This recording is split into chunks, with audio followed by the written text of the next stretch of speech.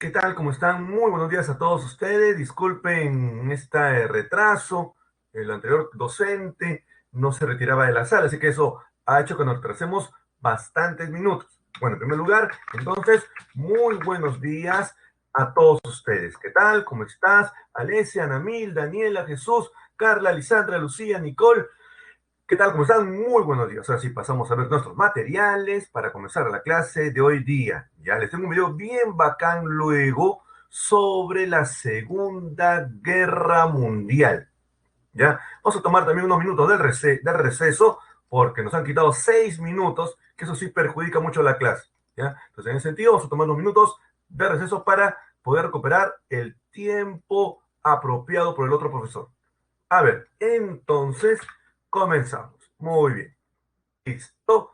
Pero tenemos una clase bien interesante, ¿ah? Tenemos un tema bien interesante que abarca muchísimos temas que son Revolución Rusa, ¿ya? La crisis de 1929, los totalitarismos, la Segunda Guerra Mundial, que ese tema es el plato fuerte. Yo tengo un video bien interesante sobre la Segunda Guerra Mundial y finalmente la Guerra Fría. Ya dentro de la Guerra Fría culminaremos con la Guerra de Corea. Así que estamos todos con fuerza. ¿Qué tal, Lucía? ¿Qué tal, Carla? ¿Cómo estás? Muy buenos días. A ver, entonces comenzamos ahora sí nuestros materiales, arrancando con la Revolución Rusa, que es el primer tema que nos reúne el día de hoy. Ya, a ver, esta parte de la clase la voy a complementar con mi otro PPT, luego retornaremos aquí para poder dar el resumen del tema previsto. A ver, aquí entonces, ¿correcto? Muy bien, vamos a ver aquí. En primer lugar, comenzamos con la Revolución Rusa. Ese es el tema que nos reúne ahora, ¿correcto? Muy bien. Excelente, hacemos aquí un cuadrito bien bacán. Listo, ponemos aquí entonces Revolución Rusa. ¿Ya? En primer lugar. En segundo lugar, hay que ver, ¿ya? Justamente cuáles son las causas, ¿ya? Listo, con esto arrancamos. Muy bien. En primer lugar, estamos atravesando una crisis del zarismo. El zar Nicolás II Romanov, que son esas tres imágenes, ¿correcto? Bueno, pues fue una crisis política, económica y social. ¿De qué? De la autocracia zarista, un sistema basado en el poder absoluto del zar, una sociedad estamental altamente desigual, ¿ya? Y una economía bastante atrasada. Además, este zar, señores, no hizo grandes reformas, por el contrario, hizo mínimas reformas, ¿ya? Mantuvo hasta cierto punto el régimen feudal, que fue abolido con muchas restricciones, bastante pasado el tiempo. Ahora, cuando ustedes se imaginen Rusia, ¿saben cómo se lo tienen que imaginar? Se lo tienen que imaginar, ¿correcto? Ya, como un sistema que es 90% feudal, 10% capitalista. Entonces tiene una incipiente industrialización, ¿correcto? Muy bien. En segundo lugar, ya hay que ver las guerras en las que se enfrentó. Una va a ser la guerra ruso-japonesa, donde será derrotado, o será derrotado Rusia en la guerra ruso-japonesa, será derrotada. ¿Listo? Y en segundo lugar, ya la situación generada por la Primera Guerra Mundial, es decir, el fracaso en el frente oriental. Rusia, como hemos visto la semana pasada, la clase pasada de Universal, fue apabullada en Tannenberg y Lagos Masurianos. Así que será el fracaso en el frente oriental. ¿Correcto? Muy bien. Ante ello entonces, va a haber una fuerte oposición al régimen, principalmente ¿de qué partido? Del Partido Socialdemócrata Revolucionario, el cual en uno de sus congresos se dividió en dos, que son los mencheviques y dos, los bolcheviques. Comenzamos hablando rápidamente de los mencheviques, ¿correcto? Antes de ir avanzando, como siempre digo, por favor, envíen preguntas. Miren, ahí está. Los mencheviques son los moderados, ¿ya? Son reformistas mayormente, ¿ya? Es dirigido por Plejánov, ¿ya? Mientras que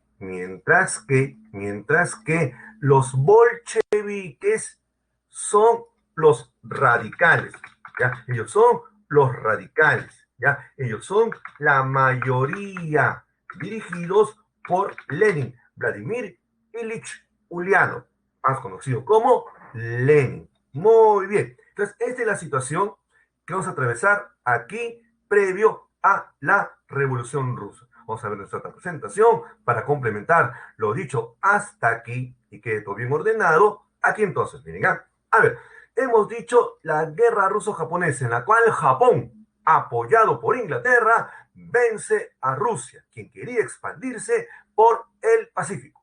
En segundo lugar, la famosa Revolución Liberal de 1905, revolución que en el contexto del fracaso de la Primera Guerra Mundial y la guerra ruso-japonesa desencadenó lo que se conoce como el Domingo Sangriento. Ahí está. Desencadenó lo que se conoce como Domingo Sangriento. ¿Correcto? Muy bien. En el cual el zar ordenó, ¿correcto? Ya, ordenó disparar sobre la población. ¿Ya? ¿Qué se va a hacer? El carácter de este llamado Domingo Sangriento. Bueno, pues esto generó un gran rechazo entre la población que fue asesinada, ¿ya? Y finalmente se estableció una especie de monarquía constitucional en Rusia que al final no pasó a mayores. El zar pudo superar esta primera revolución liberal de 1905. Hemos dicho el despotismo zarista. Bueno, quizás una de las formas más radicales del despotismo zarista será la llamada rusificación. Sí, que es imponer la cultura rusa a todo el imperio zarista, un imperio pluricultural. Además, hemos mencionado la crisis provocada por la Gran Guerra, la derrota en el frente oriental. Hay una extrema pobreza, ¿ya? Tanto del campesino como de los sectores obreros. A ver, cuando ustedes se imaginen, ya, Rusia, ¿saben ustedes cómo se lo tienen que imaginar? Ya, a ver, miren, ahí está. Ustedes tienen que imaginarse a una Rusia feudal. Hay una feudalización de Rusia. ¿Ya? ¿Listo? Plural, ¿correcto? En el cual hay dos grandes grupos. Por un lado están los boyardos, que es la nobleza. Son como señores feudales rusos que explotan, ¿listo? Que explotan a los mujiks. Los mujiks son los campesinos rusos. Eso es. ¿Se dan cuenta? Aquí tenemos entonces a los mujiks y los boyardos. Correcto. Muy bien. Excelente. A ver, y me falta, quiero poner uno más que es importante, ¿ya? ¿Saben cuál quiero colocar aquí como otro causal? ¿Ya? La influencia de Rasputín, este monje siniestro, ¿ya? Influencia de Rasputín sobre los zares, que es importantísimo. Correcto. Ahora, ya, como siempre digo, por favor, entonces, si fueran tan gentiles, pregunten, es un tema bien bacán, eso de la llamada Revolución Rusa. A ver, nos dice Diego, ¿y por qué Rusia todavía sigue siendo un tipo feudalismo? Porque no tuvo revolución industrial. Era un sistema netamente absolutista, no se modernizó. ¿Ya? Vuelvo a repetir, cuando ustedes se imaginen Rusia, deben imaginárselo así. 90% feudal, dominado por los boyardos, y 10% moderno, capitalista, industrial. De esa manera, creo que se puede entender mejor el caso ruso. A ver, vuelvo aquí con mi otro PPT que está bien chévere para seguir hablando de la llamada Revolución Rusa. Aquí va. La Revolución de 1917, que se divide en dos, la de febrero y la de octubre. La de febrero, donde cae el zar Nicolás II, debido a que, ya hemos dicho, al descontento de la Primera Guerra Mundial. Muere muchísima gente en el frente oriental. Además, hay una enorme huelga general y revueltas en Petrogrado.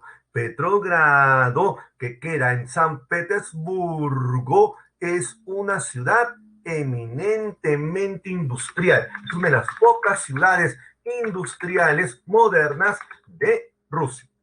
Aquí, entonces, ¿qué fue lo que pasó? Bueno, pues que el Soviet de Petrogrado, ¿ya? ¿Correcto? Antes de eso, primero tengo que definir qué es un soviet, ¿correcto? A ver, cuando hablamos de soviet, antes que nada, los soviets son comités de campesinos, de obreros y de soldados, ¿se dan cuenta? Así que,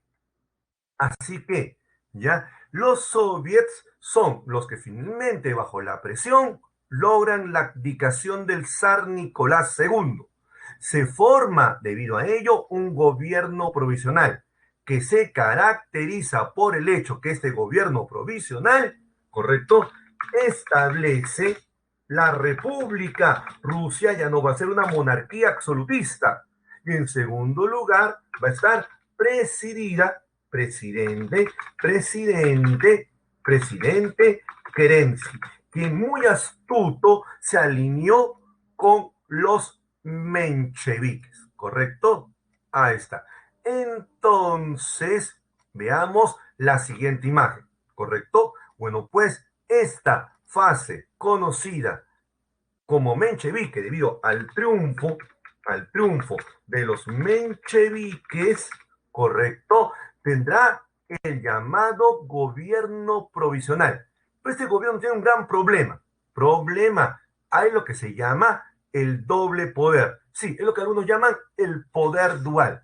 ¿Qué implica esto? Por un lado están los soviets, ¿ya? Y por otro lado está el mismísimo gobierno provisional, que sus reformas resultan escasas, ¿ya? Lo que la gente quiere son importantes reformas. Lo que la gente quiere es irse de la Primera Guerra Mundial, lo que no va a llevar a cabo justamente este gobierno provisional. Vamos a ver nuestra otra presentación, ¿correcto? Muy bien por aquí.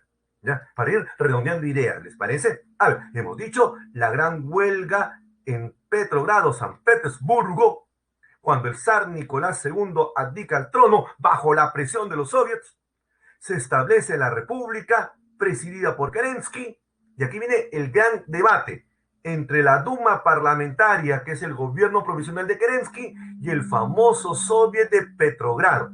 Es en esa coyuntura que pasamos ya a ver la revolución de octubre bolchevique.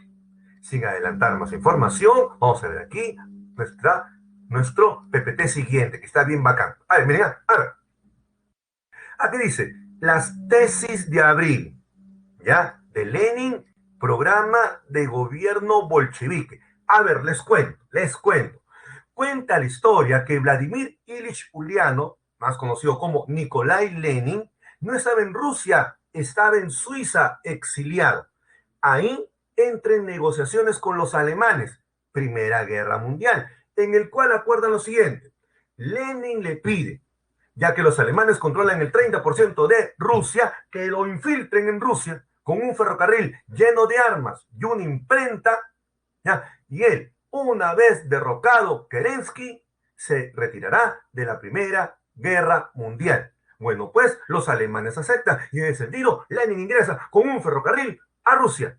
Es en pleno viaje en que redacta las tesis de abril, ¿ya? Bueno, pues aquí Lenin lanzará su gran frase conocida por todos: todo el poder a los soviets.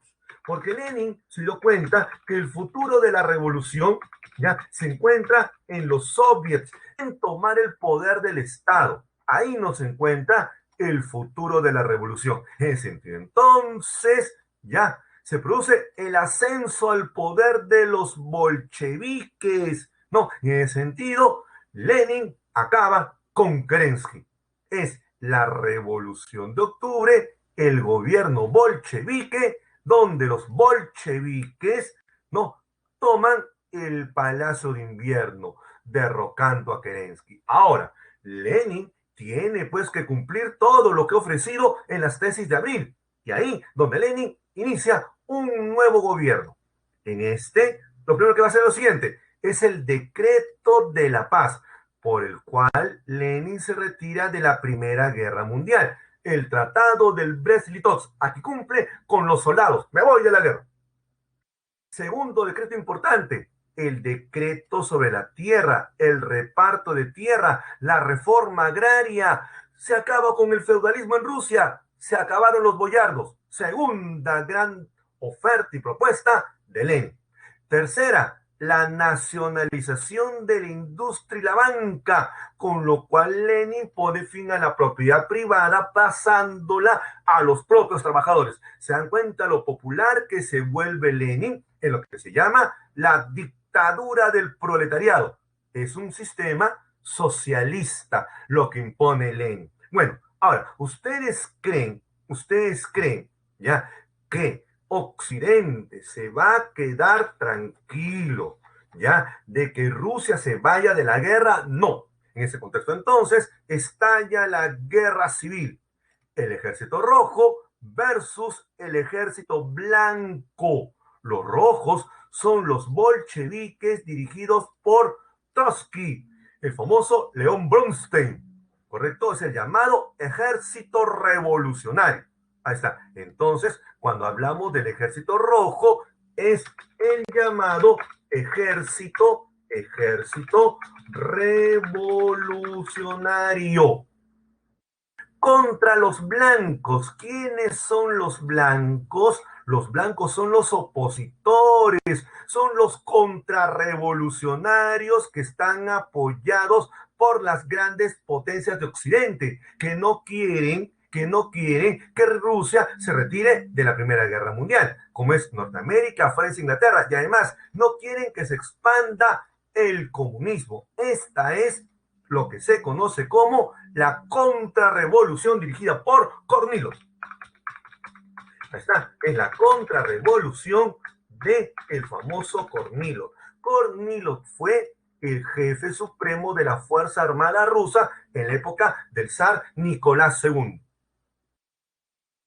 Finalmente, en esta guerra sangrienta, bajo el liderazgo de Trotsky, vencen los rojos brillantemente. Es ahí entonces en que Lenin, fortalecido, ¿qué va a hacer? Va a crear la Unión de Repúblicas Socialistas Soviéticas. Sí, que viene la palabra soviéticas, porque él cree que el futuro de la revolución está en el soviet. Pero también él, bajo influencia de Trotsky, ¿ya?, se lanza la Tercera Internacional Comintern. ¿Para qué? Para extender el modelo comunista soviético a todo el mundo. Yo pondría una más de Yapita, ¿ya? Porque Lenin sabe muy bien que mientras el zar siga con vida, ¿ya?, no tendrá éxito la revolución rusa. Entonces, en ese sentido, finalmente se asesina a los zares. Sí, se asesina a los zares. Excelente. Muy bien. Bueno, lastimosamente Lenin muere, ¿ya? Y cuando muere viene la gran disputa entre Stalin y Trotsky. Ambos tienen dos formas distintas de ver la revolución, totalmente diferentes. Mientras que Lenin quiere la revolución en un solo país, Trotsky quiere la revolución permanente y mundial. ¿Se dan cuenta ustedes la gran diferencia de pensamiento que hay entre Lenin y entre Stalin y Trotsky? Bueno, finalmente, ¿quién vence? Vence Stalin, haciendo que Trotsky se vaya exiliado de la Unión Soviética. Antes de hablar de la dictadura stalinista, veamos nuestra otra presentación, ¿correcto? Muy bien, para que entonces, como ustedes pueden observar, hemos dicho que Lenin derrocó a Kerensky, Rusia se va de la Primera Guerra Mundial, ya estalla la guerra civil rusa de blancos contra rojos, y cuáles son las grandes consecuencias, hemos dicho ya, la creación de la Unión Soviética, la Tercera Internacional, el asesinato de la familia real, y finalmente fallece Lenin. Bueno, antes de cambiar de tema y ver la crisis de 1929, ya, aquí, vamos a ver rapidito la dictadura estalinista. Ah, Diego, ¿de qué muere Lenin? Lenin muere bien feo, te cuento, Diego. A Lenin le da un paro cardíaco con derrame cerebral y muere de manera fulminante. Era una persona que trabajaba demasiado, prácticamente no dormía. Y bueno, de esa forma murió Lenin. Bueno, pero una cosa es Lenin y otra cosa es Stalin. Ahora, la Unión Soviética bajo la dictadura de Stalin. A ver, Stalin desarrolló lo que se conoce como culto a la personalidad. Era un personaje realmente idolatrado en la Unión Soviética. Fue una de las... A ver, fue un genocida, así como suena, fuerte pero directo tengo que decirlo, fue un genocida. ¿Ya? Él llevó a cabo una represión y eliminación de los opositores. ¿Ya? Llevó a cabo grandes purgas y a los enemigos del gobierno los llevó a los gulags, que son campos de concentración donde murieron millones de personas. Además, Stalin llevó a cabo una estatalización de la economía, es decir, una economía dirigida por el Estado. ¿Qué hizo aquí? Dos cosas. Uno, colectivizó la agricultura, es decir, con la reforma agraria, donde ya no hay feudalismo, ni hay boyardos, es un sistema colectivo agrario. A esto le sumó los llamados planes quinquenales. Los planes quinquenales ya son programas de desarrollo industrial para 5 años. Entonces, son listo, de desarrollo industrial. ¿Se dan cuenta? Convirtiendo a Rusia de ser un país feudal a ser una potencia industrial de las más importantes del mundo. A ver, entonces así cambiamos de tema y hacemos la época llamada la crisis del capitalismo de 1929. Vamos a ver aquí nuestro otro PPT, pero luego empalmar con el PPT principal que tengo aquí con ustedes. Ya, a ver. Hemos dicho entonces la crisis del capitalismo. A ver, Diego, ahora Rusia es socialista. No, nada que ver, Diego. En 1991 ya se disolvió la Unión Soviética, se crea la Comunidad de Estados Independientes, luego la Federación Rusa y hoy Rusia, con Putin a la cabeza, es un país capitalista, es una gran potencia mundial. En ese sentido, digamos, Diego, que Rusia ya dejó de ser socialista. Bueno, a ver, ¿cuáles son los antecedentes? A ver, Ítalo y Corea del Norte no socialistas. Bueno, Corea del Norte es una dictadura, ¿ya? No puedo llamarla socialista, porque en realidad terminó siendo una dictadura. Además, el socialismo es una transición. Si ustedes recuerdan clases pasadas, ¿correcto? El socialismo es una transición en el cual se debe acabar con el Estado, se debe acabar con las clases sociales para llegar al comunismo. En sentido, Ítalo, Corea del Norte es una dictadura. Diego, ¿por qué no funcionó el socialismo? Por eso mismo, porque lo que se hizo fue un sistema tipo Cuba, tipo Corea del Norte. Eso fue una utopía, tipo Corea del Norte, tipo Cuba, que es una dictadura burocrática y corrupta. Y eso es lo que ocurre en estos países. A ver, para entender la crisis de 1929, bueno, digamos que no. Lastimosamente, Anthony, yo no he visto históricamente, yo que soy historiador de profesión, un sistema socialista exitoso en el mundo. No lo he visto. Así que, bueno, habrá que seguir experimentando, no lo sé. A ver, antecedentes. Ya, para entender la crisis del 29, la crisis del 30, hay que indicar que tras el fin de la Primera Guerra Mundial, se produjo la hegemonía de Norteamérica y se lleva a cabo los locos años 20. Señores, los años 20 es la década del optimismo. Frente a una gran depresión, años 30, tiene que haber un gran optimismo. Los años 20 es la década de los grandes multimillonarios como Rockefeller, como Ford, que dirá, señores, las crisis en el mundo se acabaron, nunca más habrá crisis. ¿Se dan cuenta? Y eso es lo que indica justamente este periodo, los locos años 20. Las causas son especulación financiera, la sobreproducción y la crisis del modelo liberal. Todo esto lo voy a explicar con más calma en mi otro PPT, ¿correcto? Aquí va. Vean, por favor. Muy bien. Aquí. Entonces, primero vamos a contextualizar, ¿no les parece? Para entender el crack del 29, hay que ver qué pasa después de la Primera Guerra Mundial. Entonces, al finalizar la guerra, se produce la ruina de Europa, que está en reconstrucción, y se produce el enriquecimiento de los Estados Unidos de Norteamérica. Los felices años 20, especialmente en Norteamérica, en la época en que el cine mudo pasa a ser cine sonoro, en la época en la cual aparecen los suburbios norteamericanos, lo que ustedes ven en las películas, ¿no? Es el jazz, por ejemplo. Muy bien, Oscar, ¿ah? Muy bien. Esa es la época de los locos años 20. Muy bien, está marcado por el jazz, por Hollywood, por los suburbios, por los rascacielos. ¿Se ha visto la película King Kong? Cuando se golpea su pecho, pam, pam, pam, pam, pam. Ya, ese es el Empire State, que es el gran rascacielos de los años 20. Entonces, es una época de fuerte consumismo. ¿Ya? Se impone el estilo de vida americano, el American Way of Life, ¿no? Entonces, es una época marcada por la sobreproducción. Vamos a explicar esto con calma en la siguiente imagen, ¿okay? Para hacerlo todo bien chévere. A ver, comencemos diciendo lo siguiente, ya, para entenderlo mejor. Ya que tenemos mucho margen como para poder escribir. A ver, la cosa va a ser así, ¿ya? A ver, cuando hablamos de la crisis de 1929, las causas. ¿Cuáles son las causas? Número uno, la especulación de la banca y de la bolsa de valores. ¿Se dan cuenta?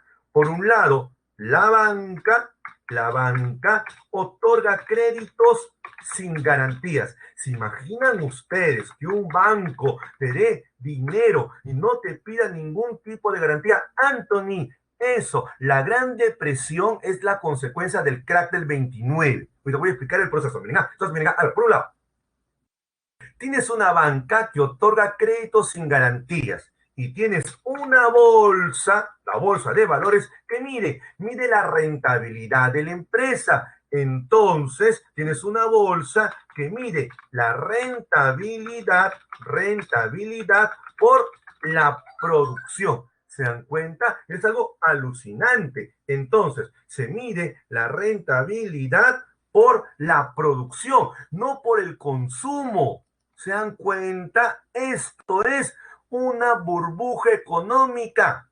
En segundo lugar, más causas, ¿correcto? Aquí voy a hacer otro cuadrito más bien chévere, ¿ok? Es la sobreproducción. Sí, señores, se produce un desfase entre oferta y demanda, ¿ya? ¿Por qué? Porque gente como Rockefeller y Ford dirán, señores, no se preocupen, si la demanda se reduce por la sobreproducción, señores, las crisis ya acabaron en el mundo. Norteamérica es la máxima potencia mundial. No hay de qué preocuparse. En ese sentido, se está creando una burbuja económica. Y súmale tú a esto el escaso control estatal. Y estás creando una bomba de tiempo. Y esa bomba de tiempo se produjo, ¿sabes cuándo? Aquí está, el crack del 29. Bueno, pues se produjo justamente en el llamado Jueves Negro. Ahí está. Pues aquí hay que colocarlo bien chévere. El llamado Jueves Negro, el Jueves Negro, ¿listo?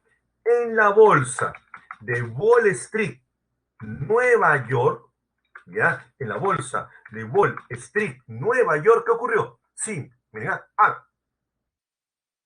para que ustedes entiendan bien cómo es el sistema. Miren, a ver, Cuando uno va a negociar en la bolsa de valores, no es como ir al hipódromo de Monterrico. Es decir, uno compra su tiquecito, gana tu caballito, vas a la ventanilla y cobras tu billete. No, así no funciona, ¿correcto? Por el contrario, cuando uno va a la bolsa de valores y gana tu acción que esté en subida, ¿correcto? Ya, tú tienes que esperar a que cierre el año fiscal para que se repartan los dividendos. Ahora, yo tengo una pregunta. Si estamos en una etapa de sobreproducción, en la cual las empresas producen, pero no venden, y la bolsa de valores ya está especulando con las empresas que producen más y su acción cuesta más, pero no mire ya por lo que están vendiendo. Es una burbuja. Y en segundo lugar, tienes a un banco que está prestando sin ninguna garantía. ¿Y esto qué va a generar? Que cuando vaya la gente a pedir sus dividendos a la empresa que no vende nada, ¿qué le dirá a la empresa? Yo no estoy vendiendo nada, pronto te vamos a dar tus regalías. Y bueno, pues llega el jueves negro, se ponen en venta 13 millones de acciones que no tienen comprador, se produce lo que se llama en economía una corrida financiera, la gente no compra las acciones y se produce el crack, la caída de la bolsa de valores de Wall Street, Nueva York. ¿Esto a quién perjudica?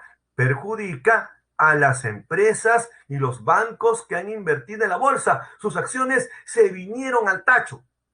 Esto genera un pánico terrible. Los ahorristas quieren retirar su dinero de los bancos, bancos que no tienen plata porque las empresas no le pagan los créditos a los cuales no tienen ningún tipo de garantías.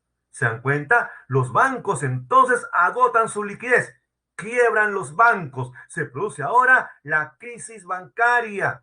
No hay préstamos, no hay absolutamente nada. Y estos bancos que quiebran, las fábricas que no reciben ayuda, las fábricas también cierran y en consecuencia aumenta el desempleo. ¿Se dan cuenta ustedes cómo es la secuencia de cómo una cosa jala a la otra? Ese fue el crack de 1929.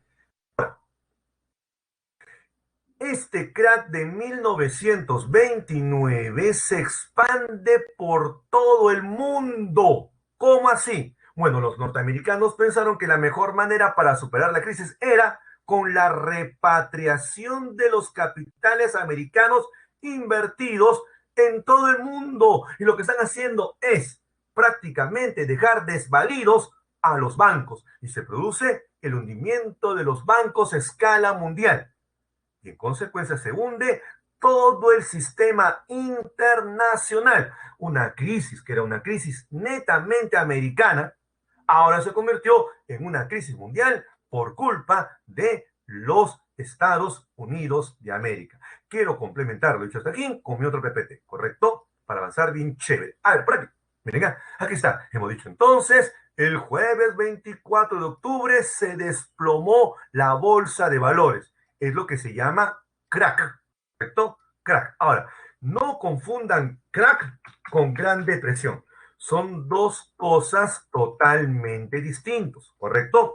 La Gran Depresión es una consecuencia del crack y todo lo que he dicho en la anterior imagen es Gran Depresión. Quiebra de bancos y fábricas, devaluación monetaria, señores. Se pone fin al patrón oro. Se acabó el patrón oro. Ahí está. Fin del patrón oro. Hubo un desempleo generalizado masivo y por culpa de Estados Unidos se extendió la crisis a nivel mundial. El país más golpeado por la crisis fue Alemania, un partido nazi que antes del crack del 1929 era únicamente el 3% de Alemania. Con el crack de 1929 se convirtió en el partido político más poderoso de toda Alemania. Pero aquí también voy a decir algo más, ¿correcto? A ver, ¿alguien me puede decir cómo se llama el único país que no fue afectado por el crack del 29? A ver, ¿qué país no fue afectado por el crack del 29? A ver, ¿qué me dice? A ver, excelente, Anthony, muy bien, la Unión Soviética, que no fue afectado por el crack del 29. Ahora, ¿saben por qué les digo esto? Porque el New Deal, que significa nuevo trato o nuevo carta, es la aplicación de las ideas de John Maynard Keynes. A ver, señores, les cuento una anécdota. Miren, señores, John Maynard Keynes se sorprendió y por qué la Unión Soviética no está afectada por la crisis. Bueno, John Maynard Keynes era soviética, así que él podía entrar como casado con soviética a la Unión Soviética. En consecuencia, él ingresa a la Unión Soviética y estudia la economía soviética, llegando a la conclusión que la Unión Soviética no está afectada por la crisis del 29 porque tiene una economía planificada por el Estado. Stalin. ¿Se dan cuenta? Y en consecuencia, esa idea va a ser tomada por Franklin Delano Roosevelt. ¿No? ¿El qué cosa hace? Una mayor intervención del Estado en la economía en base al aumento del gasto en obras para incrementar el empleo. Sí, porque lo que busca justamente Franklin Delano Roosevelt va a ser ya el aumento del empleo. Incluso Roosevelt redujo las horas de trabajo. La gente va a chambear únicamente 4 horas al día. Profe, ¿por qué tan poquito? Porque si trabajan poco y le duplico el sueldo, van a tener más tiempo de ocio. Y en ese tiempo de ocio van a poder comprar más, reactivando la economía. Además, creó un sistema de seguridad social muy importante.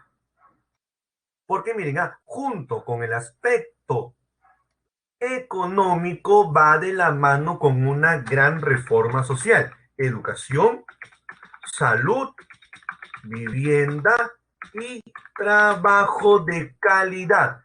Eso se llama seguridad social, ¿correcto? Ya, antes de ver el tema del fascismo, vamos a complementar nuestro otro PPT bien chévere aquí con ustedes. Ya, a ver, muy bien. Listo, aquí está. Franklin Delano Roosevelt, presidente norteamericano, aplica el New Deal, que es la intervención del Estado. Van a haber intervenciones económicas e intervenciones sociales. Yo te voy a indicar cuáles son las más importantes intervenciones económicas de el New Deal. 1, las obras públicas. 2, va a estimular la inversión para que haya crecimiento económico.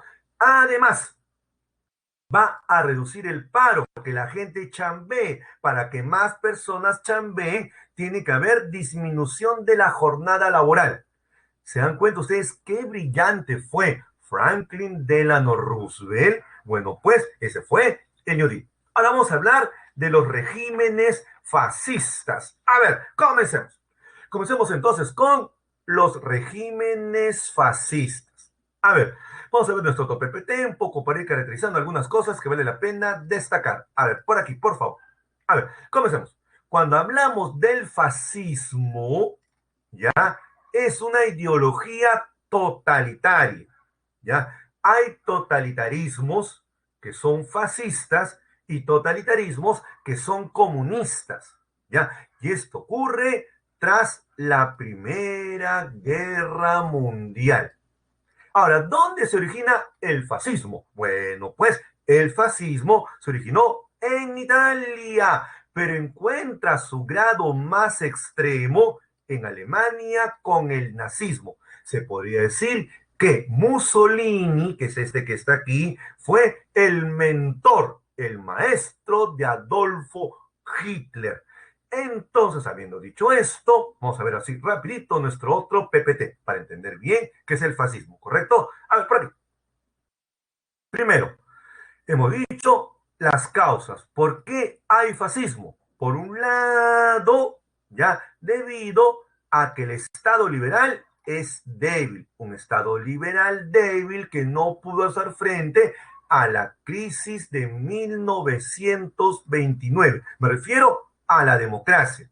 Eso, es una democracia frágil. Eso, democracia frágil. Entonces, frente a la democracia frágil que no sabe cómo hacer frente a la crisis de 1929, hay un gran descontento de la población. Y esto genera ya la aparición de poderosos movimientos de izquierda. Entiéndase, ya, la palabra izquierda como comunismo. Eso. Entonces, entiéndase la palabra izquierda como comunismo. Además, súmale tú los sentimientos extremos nacionalistas que cuestionan los tratados de paz, el de Versalles. Claro que sí, porque Versalles, señores, no benefició a todos. Por el contrario, no solamente perjudicó fuertemente a Alemania, sino también a los países que se cambiaron de bando en plena Primera Guerra Mundial, como Italia, como Japón, que no se ven beneficiados con el Tratado de Versalles. Entonces, en ese sentido, tú vas a ver aquí, ¿no? Que Versalles trajo pérdidas territoriales muy fuertes para Alemania principalmente, una gran indemnización y Alemania fue un gran perjudicado con el crack de 1929.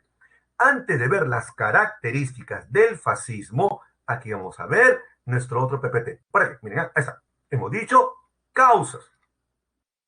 El Tratado de Versalles, la crisis que viene con la Primera Guerra Mundial, la crisis de 1929, el avance del comunismo socialista en Europa y cómo se van radicalizando los nacionalismos. Ya, para entender esto, ya vamos a ver con más calma cuáles son las características del fascismo. Voy a explicar en mi otro PPT esto del totalitarismo, el culto al líder, el anticomunismo, antiliberal, ultranacionalismo, antisemitismo, etcétera. ¿Correcto? Muy bien. Ahora vamos a ver aquí nuestro otro PPT. Excelente. Listo. Por aquí entonces, ¿ya? A ver, vamos a ver. En primer lugar, características de la ideología fascista. Uno, el nacionalismo. Yo diría, ¿ya? Que es principalmente, ¿ya? Este nacionalismo es chauvinista. Chauvinista, ¿correcto? Chauvinismo implica la fobia al extranjero. Ahí está. Y hay una fobia, odio a los extranjeros. ¿Se dan cuenta? Además, hay una exaltación del jefe carismático. Esto se llama, señores, en buen castellano, culto a la personalidad. Sí, y Hitler y Mussolini desarrollan un culto a la personalidad. Son endiosados por la gente. Además, hay un fuerte racismo, un racismo que se expresa de la manera más funesta en el odio a los judíos. Antisemitismo, ¿se dan cuenta? ¿Ya? Contra los judíos, radicalmente. Además, ¿ya? Hay un sentido de expansión territorial. Sí, hay un sentido imperialista. Hitler y Mussolini dirán, países con una gran herencia histórica, ¿ya? Por ejemplo, el Imperio Romano requiere un gran espacio para desarrollarse, la teoría del espacio vital. Los jóvenes, es un fuerte elitismo, el sistema de partido único, el partido nazi en Alemania, el partido fascista en Italia. Además, hay un rechazo al parlamentarismo, al liberalismo y a la democracia. Señores, son anti todo, son antiliberales, antidemocráticos, ¿ya? Porque ellos tienen la idea, ¿ya? Que lo que se requiere es la represión autoritaria, porque la democracia no sirve para nada. Eso es lo que piensa Adolfo Hitler, autoritaria. Entonces, la democracia no sirve para nada, ¿correcto? En ese sentido. Entonces, ya, yo podría señalar algo más, ¿ya? Para que esto quede bien redondo, ¿ya? Hay un sentido también revanchista. Eso no se puede negar. Y hay un fuerte sentido también revanchista. Es el revanchismo contra Versalles, la dictadura de Versalles. Además, es un sistema totalitario. Totalitarismo. Totalitarismo. Es decir, hablamos de una omnipotencia del Estado. Una frase que a mí me encanta de Mussolini es: todo dentro del Estado, nada fuera del Estado. Y hablando justamente de Mussolini, comencemos entonces viendo el fascismo italiano. Aquí va. Fascismo italiano, a la que nos dice nuestra tutora. Muy bien, excelente, gracias, muy gentil. A ver, todo parte de la creación del Partido Nacional Fascista Italiano en 1921, los Fascio di Combattimento. Estos fasci di combattimento son como grupos paramilitares.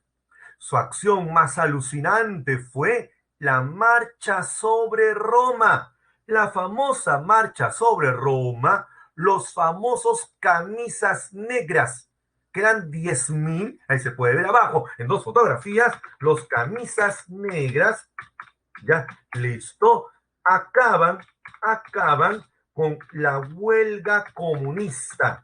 Sí, porque antes que nada, señores, los fascistas odian a los comunistas. En ese sentido, entonces, Víctor Manuel III, que no sabe cómo poner fin a las huelgas de izquierda comunista, le entrega el poder a Mussolini. Mussolini no da un golpe de Estado, no. Mussolini es invitado por el propio rey. Y es ahí cuando Mussolini, que es primer ministro, pero él asume el cargo de duce. Ahí está. Él asume con el cargo de duce. Entonces, aquí va a lanzar la famosa ley Rocco, que prohíbe los partidos y sindicatos. Señores, no hay oposición. Además, Mussolini firma los acuerdos de Letrán con la Iglesia Católica, donde nace el Vaticano en Roma. Finalmente, Mussolini va a llevar a cabo la invasión, porque él dice, no, un gran país requiere un gran territorio de Etiopía, que queda en África, y Albania, que es el país más pobre de Europa. Antes de hablar de el nazismo, vamos a ver nuestro otro PPT. ¿Ya? Vamos a utilizar unos minutitos de receso porque nos han quitado varios minutos de clase. Así que esto nos ha perjudicado mucho la presentación. A ver, hemos dicho entonces el Partido Nacional Fascista, la huelga general de izquierda comunista, los camisas negras, su gran marcha sobre Roma, acabando con este paro. Aquí se ve a Mussolini con sus camisas negras, ¿ya? Y Mussolini es elegido primer ministro como duce. La ley Rocco, Letrán, la invasión de Etiopía y Albania ya fueron explicados en su momento. A ver, ahora sí, vamos a ver el nazismo. Todo parte cuando Adolfo Hitler, recontra astuto, funde el Partido Nacional Socialista Obrero Alemán, que es un juego de palabras finalmente, porque de socialista no tiene nada y de obrero no tiene absolutamente nada. Yo diría que únicamente es nacionalista. Bueno, pues todo parte a partir de, vamos a ver aquí nuestro PPT bien chévere, cuando Adolfo Hitler, ya la República de Weimar, que es el nombre como se le conoce a Alemania, porque aquí donde se firma la rendición alemana en la Primera Guerra Mundial, bueno, pues aquí entonces ya viene la gran inestabilidad política. Sí, el partido nazi de Hitler trata de dar un golpe de Estado, el famoso putsch, contra el gobierno de Hindenburg, pero fracasó. Sí, fracasó el putsch contra Hindenburg, ¿correcto? Bueno, pues es ahí cuando Adolfo Hitler va a prisión. Y en prisión, señores, escribe Mein Kampf, mi lucha. ¿Ya? Bueno, pues aquí en prisión, Hitler escribe los planteamientos más importantes del pensamiento nazi. Por ejemplo, la conquista del espacio vital. ¿Se dan cuenta? Bueno, pues esta conquista del espacio vital tiene que ver con el expansionismo alemán. Expansionismo alemán, brillantemente. Además, Hitler nos habla de la superioridad de la raza aria, confrontando con el antisemitismo que implica la persecución judía, ¿no? Además, Hitler nos habla del pangermanismo, que es la unión de todos los alemanes. O sea, el pangermanismo, que es la unión de todos los alemanes que están dispersos por Europa. Bueno, pues Hitler tiene una suerte única gracias a la crisis de 1929, ¿ya? Gracias a la crisis de 1929, un partido que era pequeño, que en 1932, ustedes comparen, 1924, miren, chiquitito, partido nazi. 1932, luego del 29, tiene 196 escaños en el Parlamento alemán. Es la primera fuerza política. Bueno, pues en 1933, Hitler, señores, no da un golpe de Estado. Por el contrario, Hindenburg, que es un anciano, lo nombra canciller de Alemania y él asume con el cargo de Führer, que significa jefe o conductor. El Führer, ¿correcto? Muy bien. Complementariamente, entonces, ya viene ya teniendo el poder con el Tercer Reich, el incendio del Reichstag. Esto ya es cuando asume el poder e inicia el Tercer Reich. Ahí está. Bueno, ¿por qué tres Reich?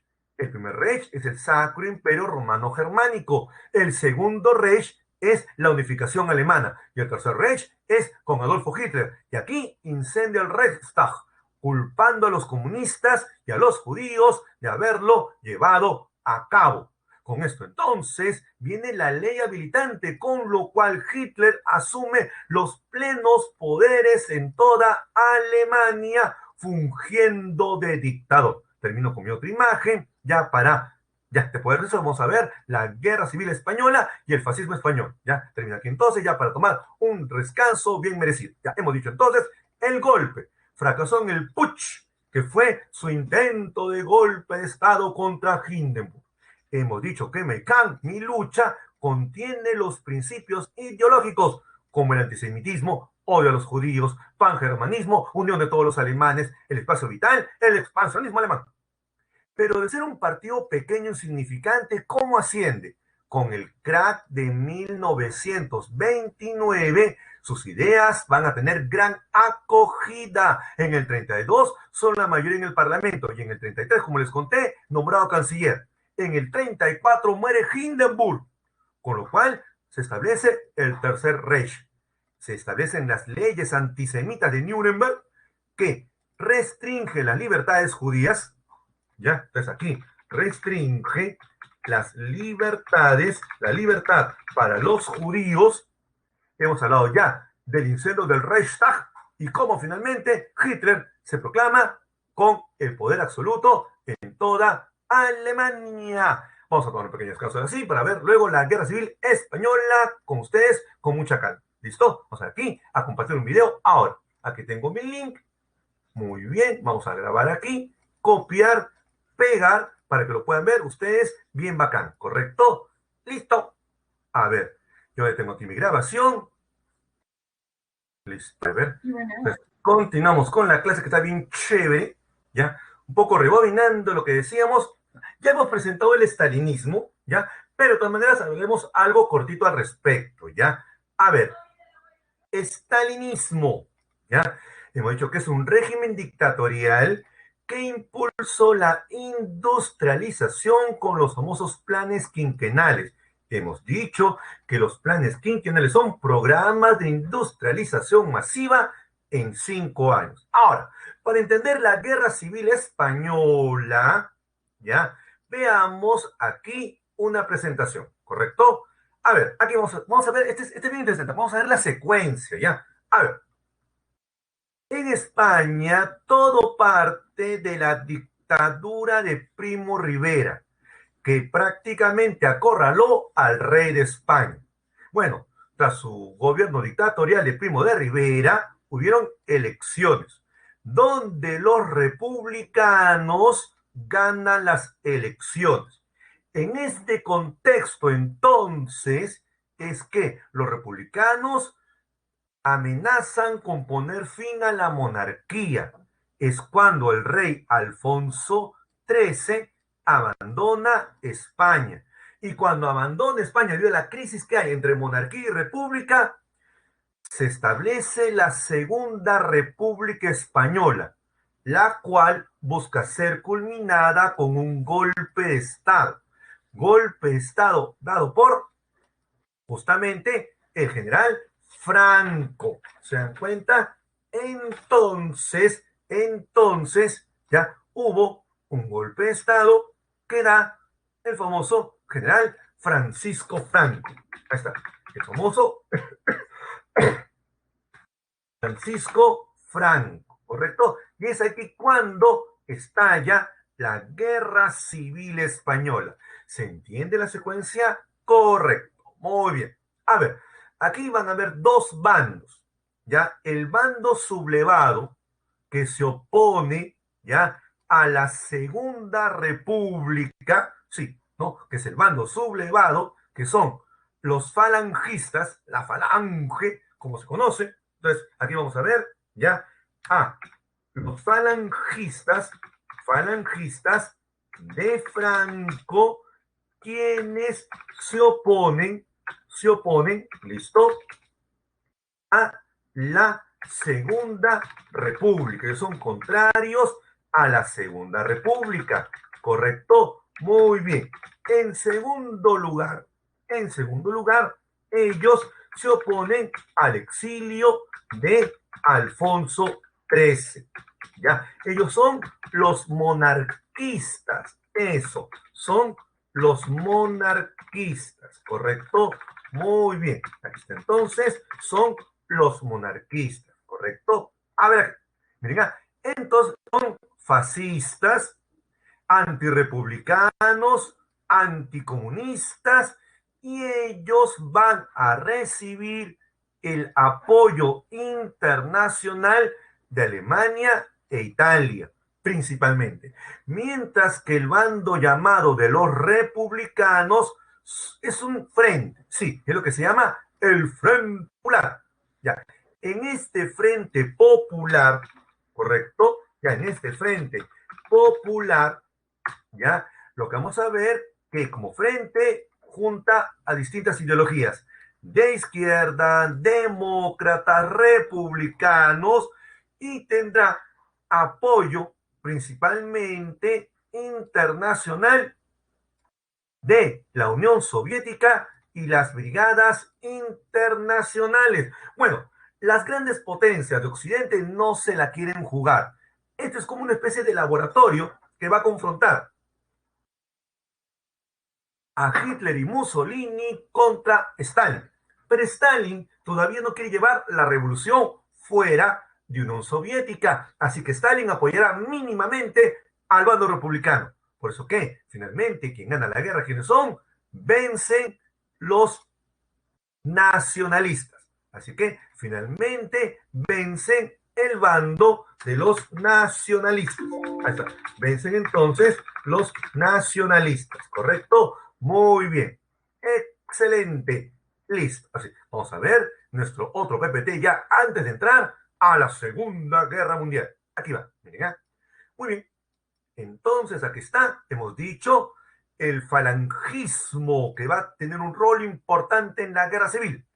Se funda en el 34 la famosa Falange Española, que son los nacionalistas, falangistas con apoyo de Italia, con apoyo de Alemania, son los monárquicos frente a los republicanos del Frente Popular, que tienen apoyo de Unión Soviética, Francia. Esta es una mezcla de socialistas, anarquistas, liberales, etc. Finalmente, Franco venció. Y va a tener una de las dictaduras más largas de toda Europa. Él va a gobernar España hasta 1975. Y no gobernó más porque se murió Francisco Franco. A ver, ahora sí, vamos a ver la Segunda Guerra Mundial. Así que comenzamos con esto. Yo tengo un PPT bien bacán, ¿ya? Con mapas que nos van a ilustrar muchísimo el desarrollo de la Segunda Guerra Mundial, ¿correcto? A ver, con esto arrancamos. A ver, primero, ¿cuál será la causa principal? El expansionismo del Segundo Reich, de la Italia fascista y del Imperio japonés. De la Italia fascista, ya lo dijimos, fue Albania y Etiopía. Del Tercer Reich se van a expandir, ¿ya? ¿Listo? Por Austria y Checoslovaquia. Austria es lo que se llama el Anschluss, ¿ya? Es el Anschluss, ¿correcto? Mientras que en Checoslovaquia, listo, va a ser la famosa región de los Sudetes, con el argumento de que Checoslovaquia y Austria son de origen alemán, hay que unir a todos los alemanes. Y es así como Alemania se expande por Checoslovaquia y Austria.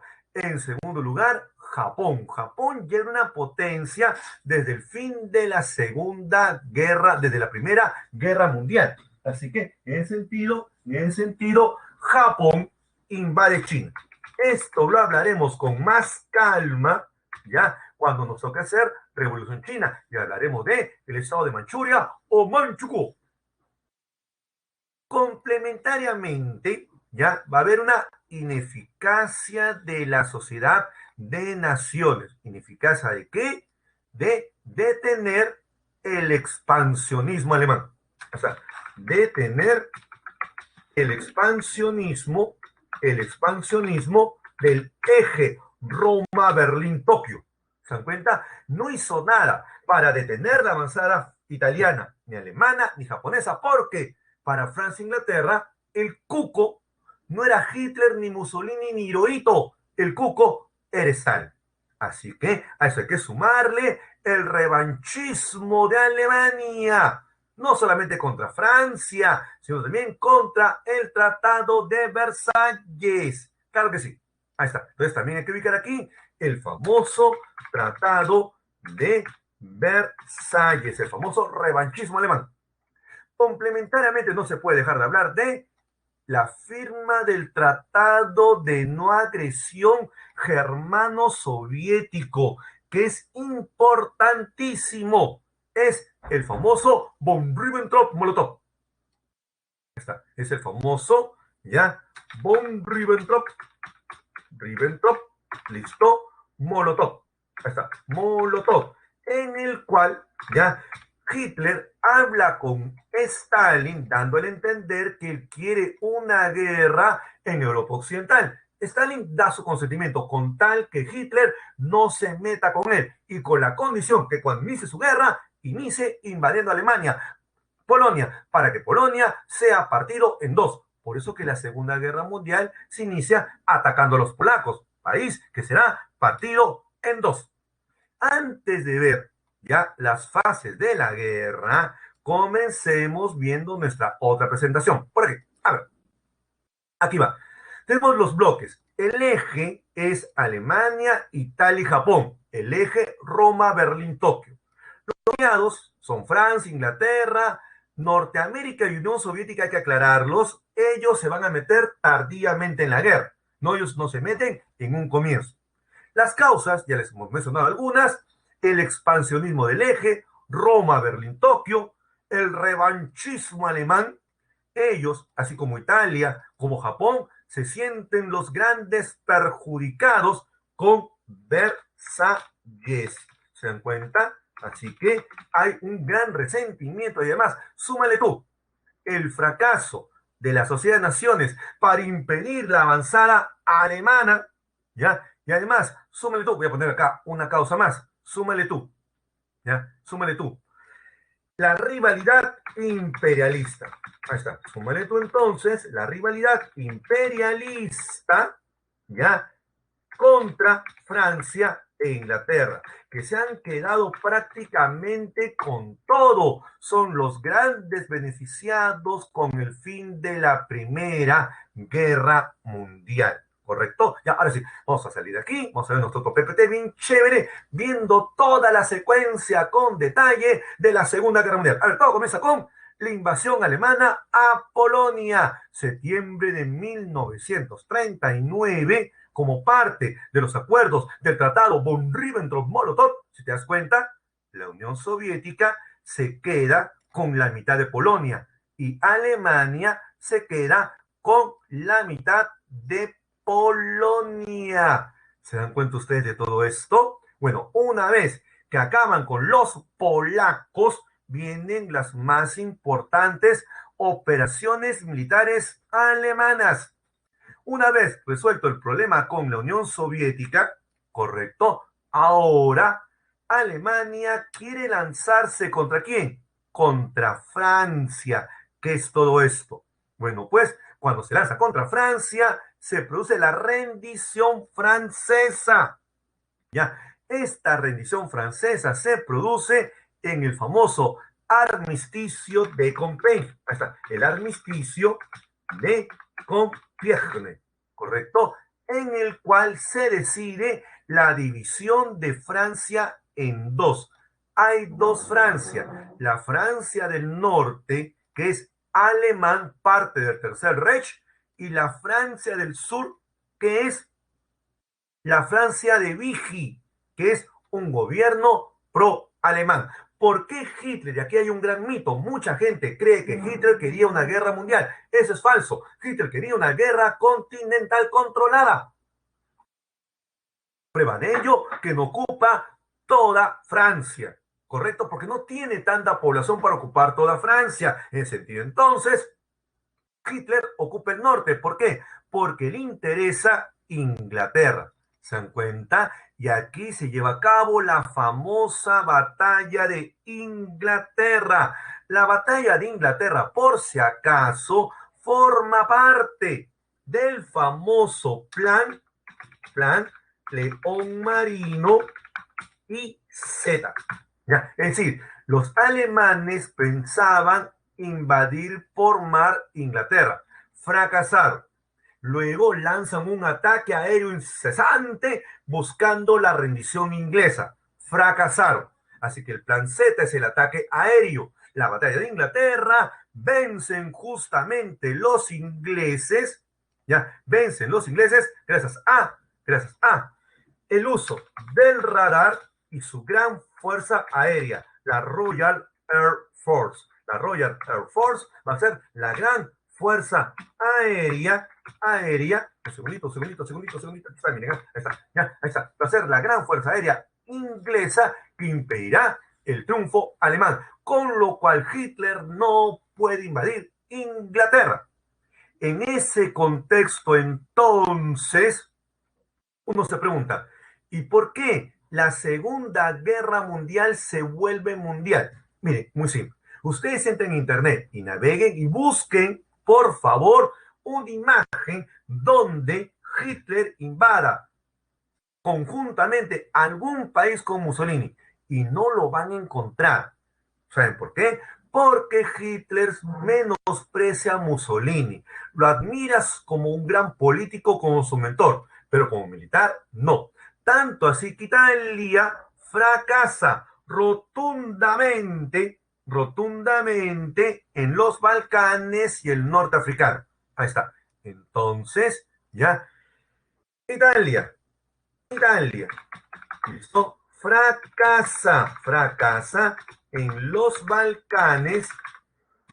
Balcanes y el norte de África. Ante este fracaso, entonces, Hitler se da cuenta que si no cubre los huecos dejados por Italia en los Balcanes y el norte africano, Inglaterra y Francia, que tienen importantes colonias, van a poder entrar por aquí e invadir Europa y acabar con Alemania. Es por ello que Alemania decide tapar sus huecos, invade Yugoslavia y Grecia. Es decir, por culpa de Mussolini, la Segunda Guerra se vuelve mundial. La guerra no tenía intención de ser mundial para Hitler, era una guerra continental controlada. Es así como se produce el ingreso del eje en África. Ya, para entender con amplitud esto, vamos a ver nuestro material, un poco para repasar. Son varias batallas y personajes que hay que tomar en cuenta, ¿ya? A ver,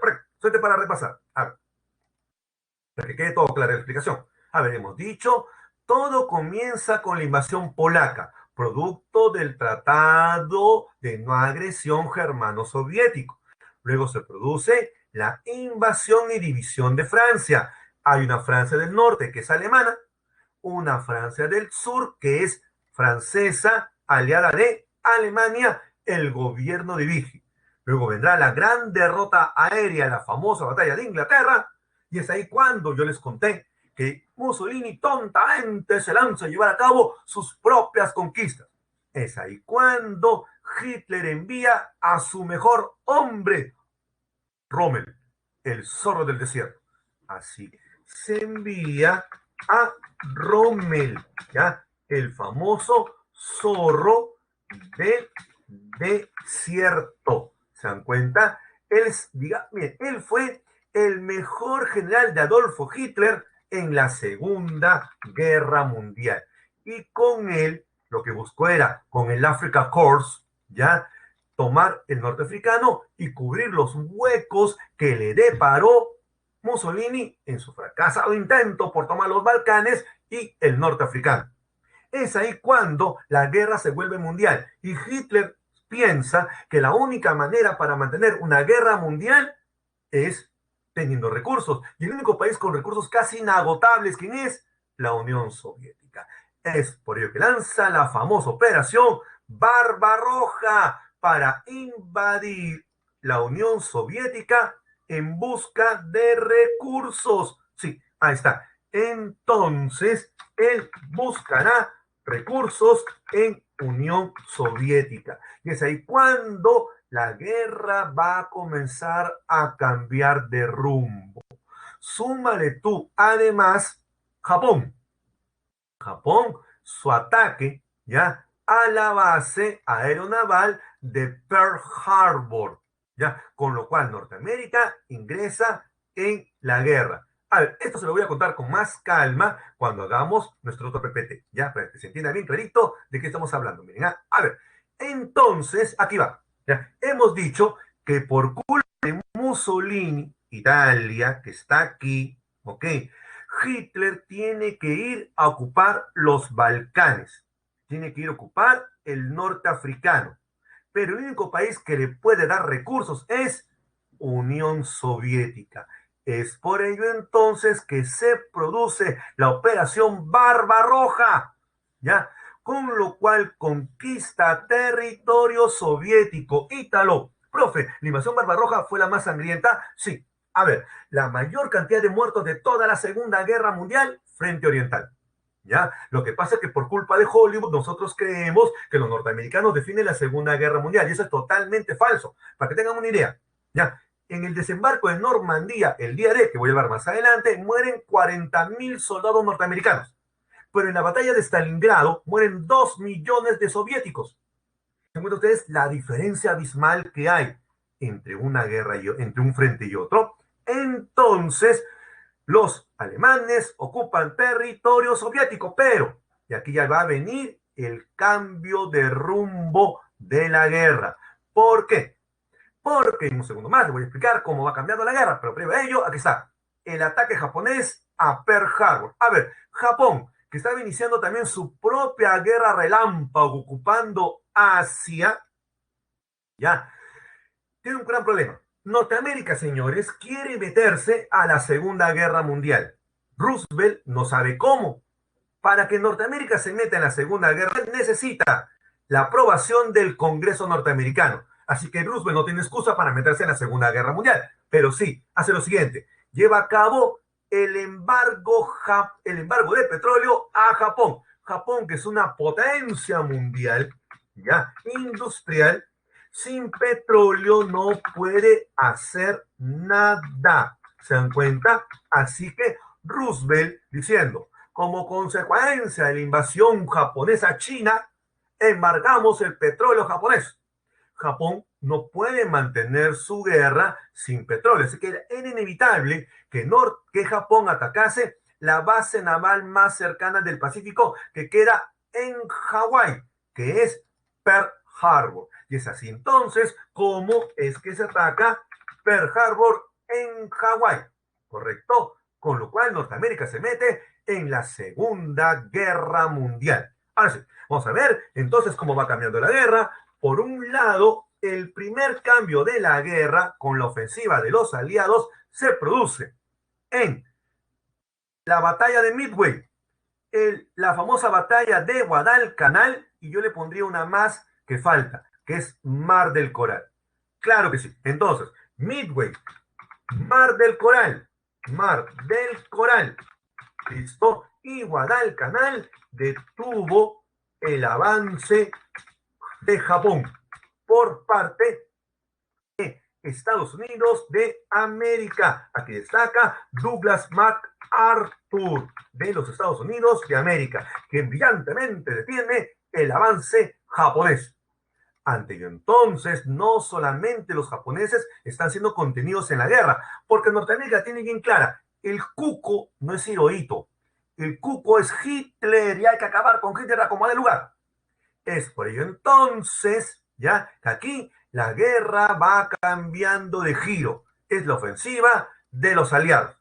Norteamérica, cuando se mete apoyando a los aliados, Gran Bretaña y Francia, se mete ¿por dónde? Por el norte africano, ¿correcto? Muy bien. Y brillantemente se produce la derrota del eje en el Alamein.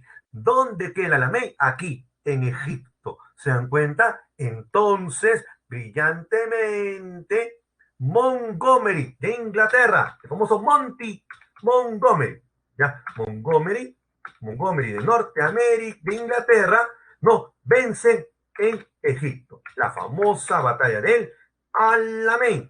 No solamente se vence en el Alamein, ¿ya? También viene la derrota alemana en Stalingrado. Como bien lo dice Ítalo, señores, Stalingrado fue la batalla más sangrienta de toda la Segunda Guerra Mundial.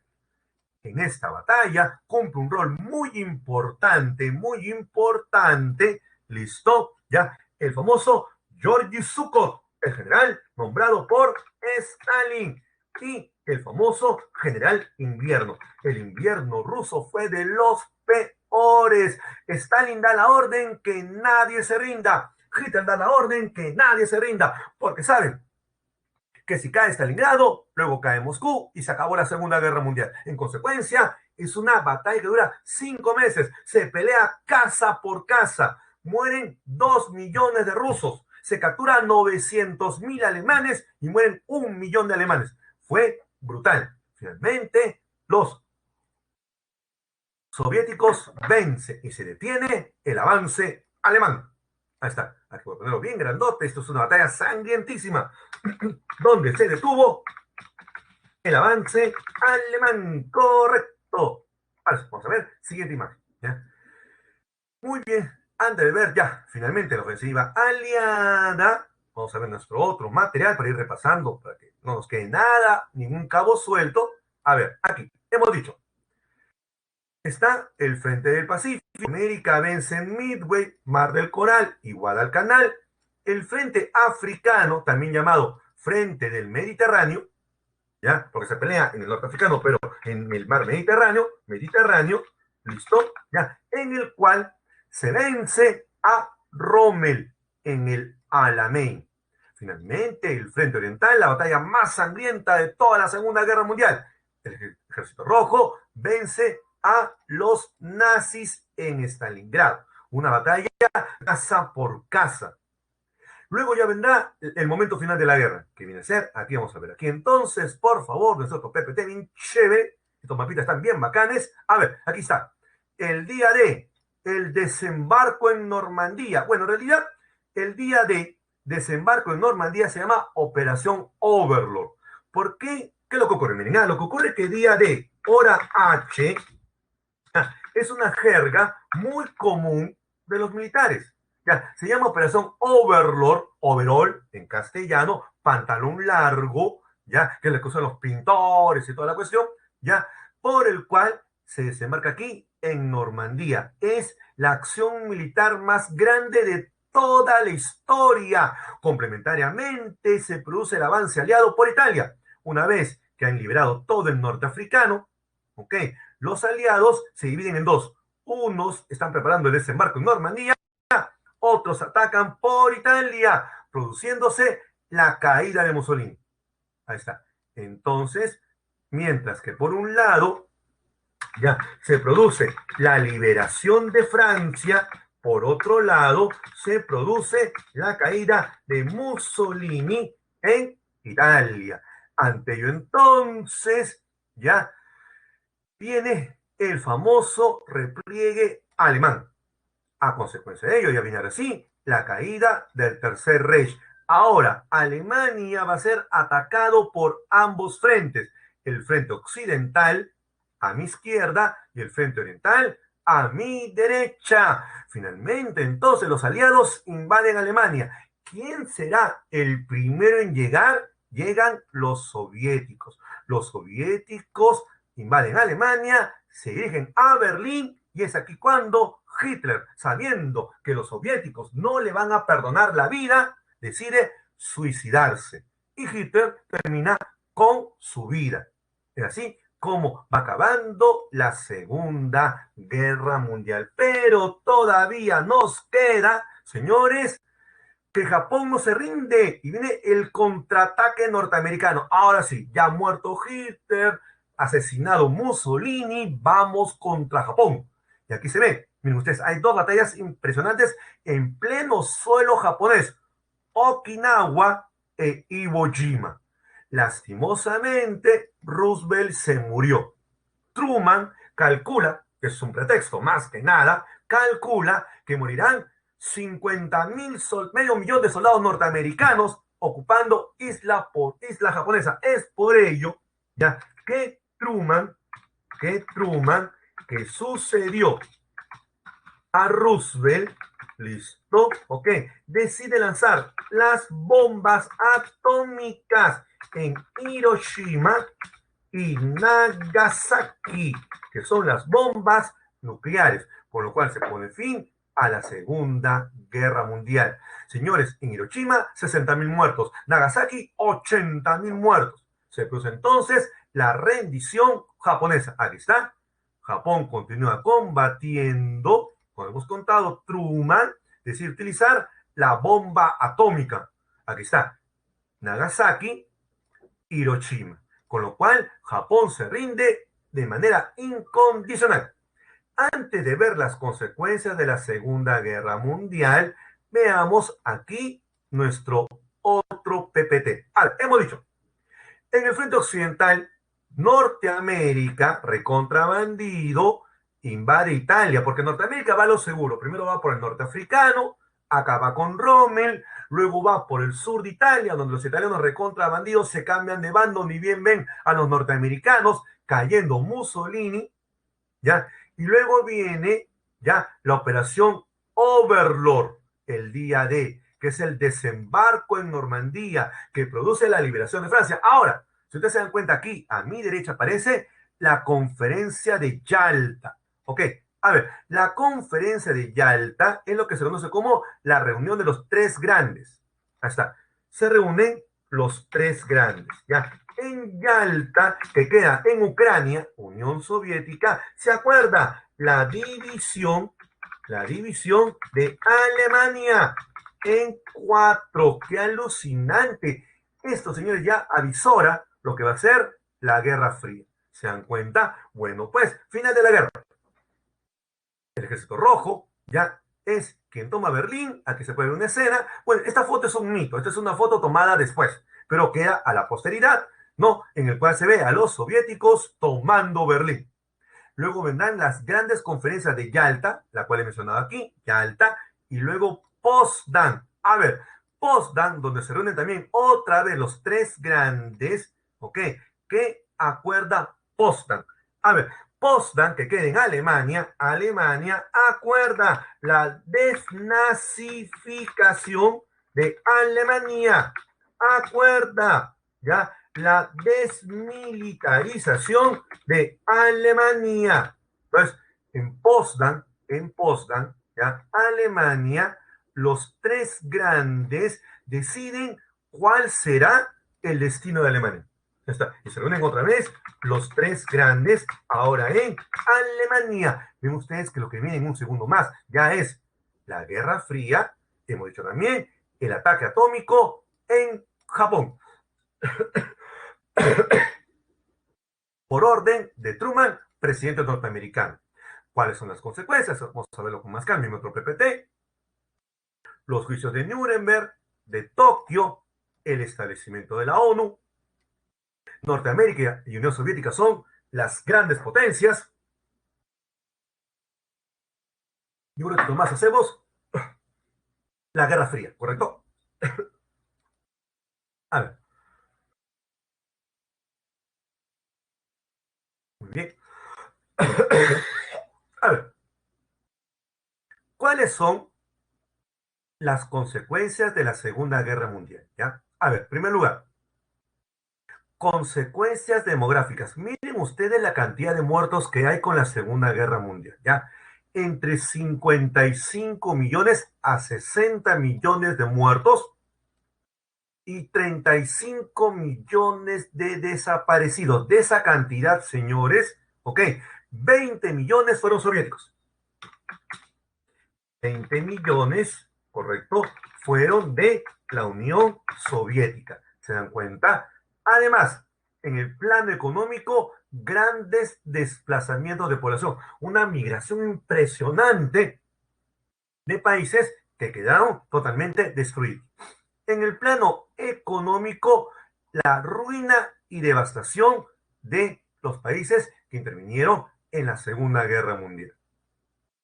En el plano político territorial, la emergencia de Norteamérica y la Unión Soviética armando bloques. Son lo que se conoce como las superpotencias. Son más que potencias, ¿correcto? Son las superpotencias. Sí, Norteamérica y Unión Soviética se convierten entonces en las grandes superpotencias. Nunca en la historia se había visto un despegue tan alucinante de países tras la Segunda Guerra Mundial, ¿correcto? También es el avance vertiginoso de la descolonización, será nuestro siguiente tema en clase, que es un hecho histórico trascendental. Además, se produce la división de Europa en bloques, producto de la bipolaridad. Entonces, hay una división de Europa, producto de la bipolaridad. ¿Se dan cuenta? Además, surge ya la Organización de las Naciones Unidas, ya reemplazando a la fallida Sociedad de Naciones. Así que reemplaza a la fallida Sociedad de Naciones, ya que realmente no pudo impedir el avance de Hitler por Europa. Muy bien, entonces en ese sentido, nos falta decir una más que es importantísima, ya. Eso lo vamos a andar aquí con otro PPT, pero ir avanzando más rápido, ¿ya? A ver, antes de ver lo que es la Guerra Fría como tal, vamos a decir aquí un punto que vale la pena destacar que es importante, ¿ya? Esta parte me parece realmente importante, esta que está acá. Los famosos juicios de Nuremberg. Señores, los juicios de Nuremberg y de Tokio, ¿ya? ¿Correcto? ¿Ya? Van a ser los juicios por criminales de guerra, ¿ya? En su condición de haber incentivado un holocausto o genocidio, ¿ya? Como el que se dio contra la población judía, contra la población china y contra la población gitana, que fueron prácticamente los gitanos exterminados de la faz de la tierra. Claro, lo que pasa es que uno siempre piensa en los judíos, es inevitable, pero digamos honestamente, el 90% de la población gitana a nivel mundial desapareció con la Segunda Guerra Mundial. Ahora, vamos a ver ahora nuestro siguiente tema, ¿ya? Correcto. A ver, estamos en buen tiempo. Ahí está. La Guerra Fría. La Guerra Fría es una confrontación geopolítica que se da entre Estados Unidos y la Unión Soviética, que divide al mundo en dos grandes bloques, ¿ya? Esto es lo que se conoce como la bipolaridad, ¿ya? A ver, voy a poner aquí un concepto que es muy útil para entender lo que es la Guerra Fría, ¿ya? Así, es un conflicto no bélico bipolar, ¿ya? ¿Por qué no bélico? Porque tú nunca vas a ver que un norteamericano le dispare a un ruso y tú nunca vas a ver que un ruso le dispare a un norteamericano. Aquí lo que se pone en juego son dos modelos, el capitalista y el socialista. Y fue una rivalidad que se llevó a todos los ámbitos, el político, el económico, el ideológico y de manera indirecta en el campo militar. Ahora, ¿cuándo se origina la Guerra Fría? A ver, como ustedes han visto, ya en clase se lleva a cabo en la etapa final de la Segunda Guerra Mundial, exactamente en las conferencias de Yalta y Potsdam, cuando los tres grandes en Yalta deciden partir a la pobre Alemania en cuatro, y luego en Potsdam, Alemania, quieren dirigir el destino de Alemania, ¿no? Desmilitarizándola, democratizándola. Diego, ¿cómo de manera indirecta en lo militar? Ah, claro, vuelvo a repetir, Diego, es que es un conflicto no bélico. Tú nunca vas a ver a un norteamericano disparar a un soviético. Lo que tú vas a ver es el uso de terceros. Por ejemplo, Corea del Norte contra Corea del Sur, Vietnam del Norte contra Vietnam del Sur, pero nunca una guerra directa entre la Unión Soviética y los Estados Unidos, ¿ya? ¿Cuáles serán sus características? A ver, Joshua, presumían quién tenía el misil más grande. Esa es parte de la carrera armamentista. Si Norteamérica tiene una bomba nuclear, ¿correcto? Entonces, Unión Soviética va a inventar la bomba de neutrones. Luego Norteamérica, la bomba de protones. Miren, realmente la Guerra Fría es absurda. Hubo un gran antagonismo ideológico. El capitalismo contra el socialismo comunista. Van a surgir los grandes bloques militares de los cuales voy a hablar en un segundito nada más. Y además, la carrera y loca carrera armamentista. Entonces voy a explicarlo con más calma en mi otro PPT, ¿correcto? Por aquí. Por favor, ahí está. Entonces, aquí, y preguntas también, chévere, sus preguntas están, ahí está. Oscar, en la guerra de Corea supuestamente los pilotos norteamericanos y soviéticos lograron batallar. No. En guerra de Corea son aviones soviéticos, pero con pilotos chinos, ¿correcto? Y si hubo pilotos norteamericanos porque tuvo el aval de la ONU, ¿correcto? Pero el piloto norteamericano no mata a un piloto soviético, ¿se dan cuenta? Mata a un piloto chino. Eso vamos a hablar en un ratito más cuando hagamos la guerra de Corea. A ver, ¿cuáles son los elementos que configuran la Guerra Fría? En primer lugar, hemos dicho que es un conflicto político, ideológico, psicológico, suscitado entre dos potencias vencedoras, Estados Unidos y Unión Soviética en la Segunda Guerra Mundial. Se llama fría, ¿por qué, profe? A ver, este nombre lo puso un periodista, ¿ya? Porque no hay declaración de guerra, ni se enfrentaron directamente Estados Unidos ni la Unión Soviética. Ahora, he dicho, y es un poco lo que quiero indicar con el caso de Oscar, que hay conflictos a través de terceros países. Se utiliza Corea, a Vietnam, Afganistán, Cuba, etcétera, ¿ya? Y cada una de esas superpotencias, porque son más que potencias, crea sus bloques, ejercen lo que se llama las áreas de influencia. Aquí tú no te puedes meter, dirá Unión Soviética, en Europa Oriental. Y Norteamérica dirá, aquí tú no te puedes meter, dirá Unión Soviética, Norteamérica, en Europa Occidental. Es parte de la bipolaridad. El mundo se parte en dos. Es un clima altamente competitivo, pues se llama carrera armamentista, hay carrera nuclear, hay carrera espacial.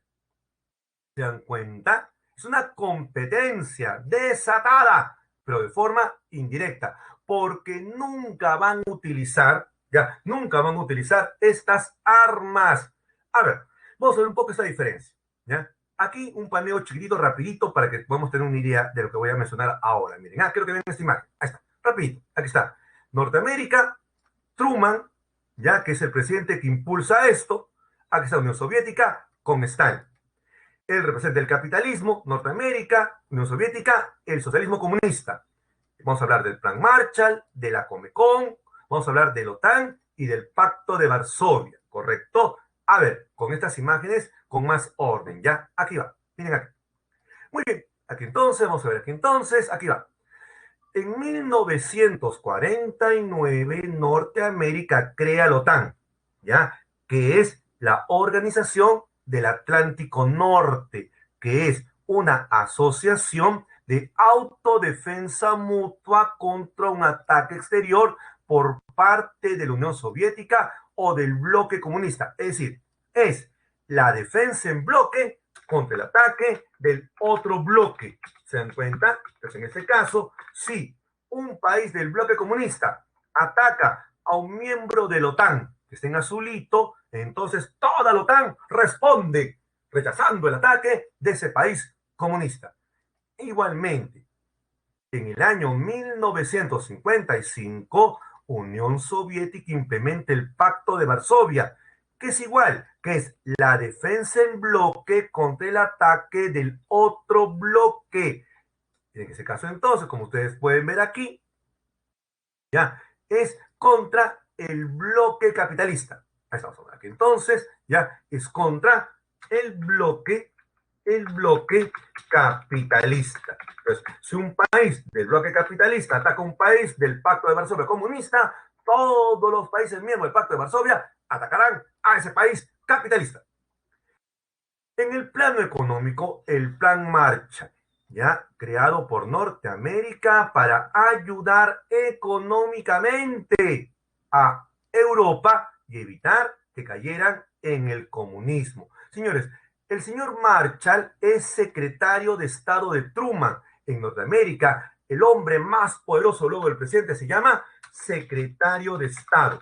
Secretario de Estado del señor Truman. ¿Correcto? Bueno, pues, y él le propone, tenemos que ayudar económicamente a Europa Occidental para impedir la expansión comunista aquí. ¿Se dan cuenta? Listo. Complementariamente surge el Comecon. El Comecon es complemento del plan Molotov. ¿Ya? Es complemento del plan Molotov. El plan Molotov también consiste en qué? Es el, a ver, la Comecon significa Consejo de Ayuda Económica Mutua. Este Consejo de Ayuda Económica Mutua es Unión Soviética, listo, ya, para ayudar económicamente a los países socialistas, que junto con el plan Molotov hacen frente al plan Marshall. ¿Se dan cuenta? Complementariamente, también juegan aquí su propio partido los servicios de inteligencia. Los americanos crean la CIA, mientras que los soviéticos crean la KGB. Esto es parte de la guerra caliente. En un momento la guerra deja de ser fría, se pone caliente por los servicios de inteligencia que intervienen aquí.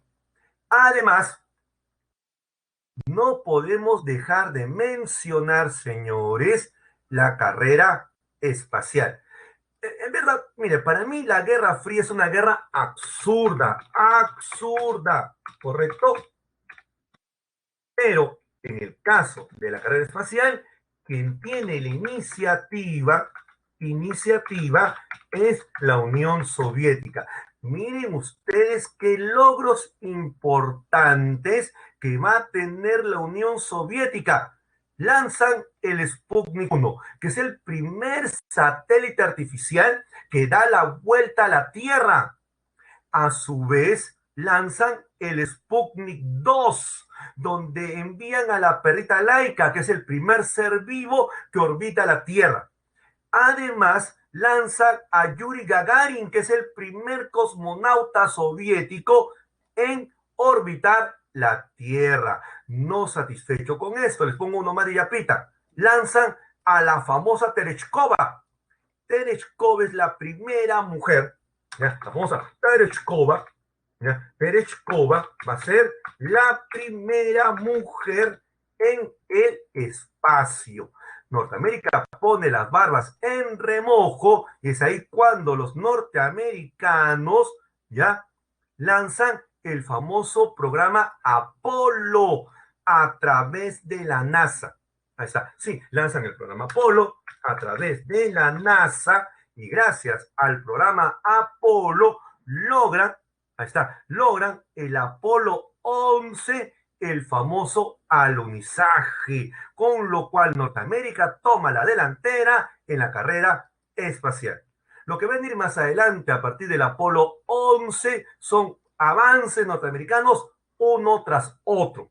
¿Ya? Su punto es que quiere hacer los famosos transbordadores, como el Columbia, que va a permitir salir de la Tierra, porque miren, antes, cuando uno enviaba un cohete al espacio, lo único que regresaba a la Tierra era una cápsula con un paracaídas. Ahora, los transbordadores prácticamente quebraron a los soviéticos, lanzando una nave que propulsaba a otra nave que podía regresar íntegra a la Tierra. Bueno, pues así fue lo que viene a ser la cuestión de la carrera espacial. Vamos a ver nosotros otro PPT. Estamos en el punto final ya de la clase de hoy día para ir cerrando. Ahora, miren, ahí está. Hemos dicho entonces, por favor, el Plan Marshall, ayuda económica norteamericana, Europa Occidental, la OTAN, Alianza Militar Norteamericana en Europa Occidental, la Comecon, ayuda económica soviética, Europa Oriental. Anthony, ¿cuál fue la causa para la desintegración de la Unión Soviética? Uy, hubieron varios. Eso lo veremos en la semana 16. Pero uno va a ser la extrema corrupción en la Unión Soviética, la burocratización enorme del Partido Comunista y que, o sea, creo yo, la más importante, que la Unión Soviética no se insertó a la tercera revolución industrial de carácter tecnológico. Pacto de Varsovia, Alianza Militar, Unión Soviética con Europa Occidental. Aquí hemos visto la carrera espacial. Unión Soviética va adelantándose con el Sputnik, que es el primer satélite artificial. Luego el Sputnik 2, que lanza a la perrita laica, que orbita la Tierra. Yuri Gagarin, primer ser humano, ¿ya? Y finalmente Norteamérica logra aventajarlo por fin después de varios años con el alunizaje, ¿no? Donde el Apolo 11 llega a la Luna. Finalmente vamos a ver ahora sí, último punto del tramo va a ser la guerra de Corea. A ver, voy a hacer mi otro PPT rapidito para retornar aquí e ir cerrando la clase ya. A ver, aquí. A ver, la Guerra Fría tiene fases, ¿ya? Aquí está. La primera fase de la Guerra Fría se llama la máxima tensión. Esto va de 1945 a 1953, ¿correcto? Ya, en consecuencia van a haber dos hechos. Uno que no voy a contar, que lo voy a guardar cuando hagamos unificación alemana, que es el bloqueo de Berlín. Luego vendrá el muro de Berlín. Ya, eso vamos a guardarlo para cuando hagamos unificación alemana. Un hecho que sí vamos a hablar hoy día es la guerra de Corea. Esto sí. Así que, ahora sí pasamos a ver la guerra de Corea. A ver, ¿cuáles son las causas de la guerra de Corea? En primer lugar es la división de Corea en dos zonas de influencia. El norte que era comunista y el sur que era capitalista. ¿Correcto? Bueno, pues en ese caso entonces, como ustedes pueden observar aquí, vamos a complementar aquí, pero además hay un mayor trasfondo, porque en la guerra de Corea es el temor norteamericano a la expansión comunista en Oriente. ¿Por qué? Porque ahora aparecen dos países nuevos, uno que ya es una gran potencia, Unión Soviética, y uno que ha logrado éxito en su revolución, China con Mao Zedong. Ya los dos le tienen miedo a Norteamérica. En ese sentido, entonces, ¿cómo se desarrolla la guerra de Corea? Cuando Corea del Norte, que es comunista, con el apoyo de China y la Unión Soviética, hay que aclarar. ¿Ya? A ver, cuando decimos apoyo de China y la Unión Soviética es apoyo directo y apoyo indirecto, ¿correcto? Entonces, digamos que, ¿ya? Directamente apoya a China, indirectamente la Unión Soviética. En cambio, Corea del Sur, que es capitalista, tendrá el apoyo de Norteamérica y la ONU. ¿Cuándo? A ver, toda la cuestión de la guerra comienza cuando Corea del Norte invade Corea del Sur. ¿Qué busca Corea del Norte? Reunificar Corea. ¿Qué hace? Cruza el famoso paralelo 38. Es ahí cuando la ONU, ¿ya?, decide enviar tropas, pero bajo el control norteamericano. Por eso que los norteamericanos, como tienen consentimiento de la ONU, sí se pueden meter en la guerra. En cambio, Unión Soviética y China No, pero como China es comunista y no forma parte de la ONU, los chinos apoyan directamente a los coreanos del norte. ¿Ven ustedes cómo se va desarrollando la guerra? Mucho entonces, cuando Corea del Norte invade el sur, ahí comienza todo el tramo de la guerra. Es aquí entonces, miren ustedes cómo se va desarrollando. Norteamérica interviene ya con la aprobación de la ONU. Al comienzo el norte invade el sur y obtiene una gran ventaja. Luego se meten los norteamericanos y cuando expulsan a los coreanos del norte prácticamente a la frontera con China, es cuando China y Unión Soviética, China con 1 millón de soldados y Unión Soviética con armas, comienzan a desnivelar la guerra. ¿Se dan cuenta? Finalmente la guerra está acabando en un empate. Y es ahí cuando China ataca, Norteamérica retrocede, hay una amenaza nuclear por parte de Norteamérica, la guerra se va desbordando y finalmente esto acaba de una manera triste. Con eso voy terminando ya, vamos terminando aquí. No, finalmente la guerra acaba con el armisticio de Panmunjom. Por si acaso, señores, Panmunjom no es un acuerdo de paz, no es la paz, ¿ya? Es solamente un cese al fuego. A consecuencia de esto, entonces, las dos Coreas se mantienen divididas. No, se produce el aislamiento de Corea del Norte hasta el día de hoy y Corea del Sur se ha convertido actualmente en un tigre del Asia. Ahí está. Y el sur es hoy día un tigre del Asia, una gran potencia mundial. Bueno, yo en esta parte entonces no me queda nada más que acabar la clase y lanzar la encuesta a todos ustedes. Aquí va. Encuesta. Muy bien, encuesta docente. Entonces, dice aquí, ¿qué te pareció la explicación de la clase de hoy día? En la cual A excelente, B bueno, C regular, D malo y E deficiente. Está con muchísimo, ustedes son siempre tan gentiles, ya me están echando de la plataforma. Lanzo la encuesta de resultado. Muchísimas gracias, muy gentiles. Hasta la próxima sesión. Nos reencontramos el próximo lunes.